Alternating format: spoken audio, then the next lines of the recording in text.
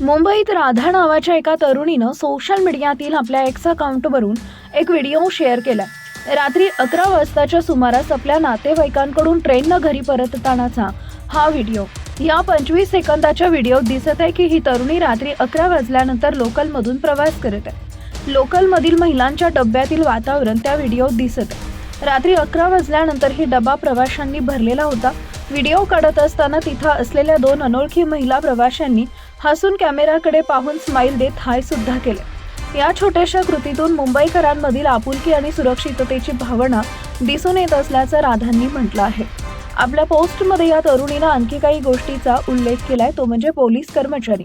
रात्रीच्या वेळी प्रत्येक लेडीज डब्यात एका पोलीस कर्मचाऱ्याची नियुक्ती केलेली असते, त्यामुळे एकटे प्रवास करतानाही महिलांना सुरक्षित वाटते.